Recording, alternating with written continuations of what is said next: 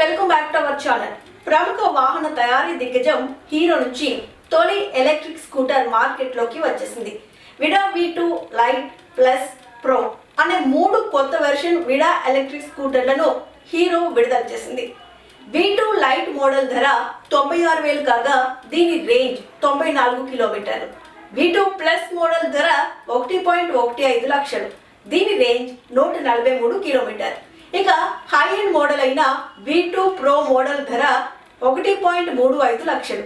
ఒక్కసారి ఛార్జ్ చేసి ఏకంగా 165 కిలోమీటర్లు వెళ్ళి రావచ్చు. కాగా కొత్త ఎలక్ట్రిక్ స్కూటర్ల ప్రారంభంతో హీరో 1,00,000 కంటే తక్కువ ఈవీ విభాగంలోకి ప్రవేశించింది. లైట్ ప్లస్ మరియు ప్రో మధ్య ప్రాథమిక వ్యత్యాసం బ్యాటరీ ప్యాక్లు. Vida V2 lite 2.2 kWh pack ద్వారా శక్తిని పొందుతుంది.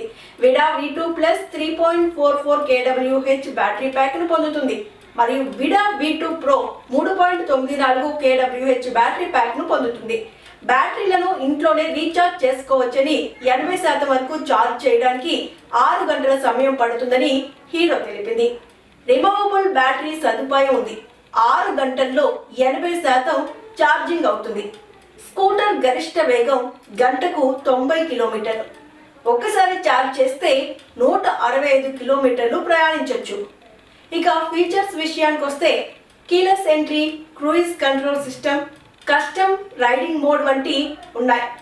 V2 లైట్ మోడల్లో 2 రైడింగ్ మోడ్స్ రైడ్, ఎకో ఉండగా V2 ప్లస్ V2 ప్రోలో 4 modes eco, ride, sports, custom ఉన్నాయి.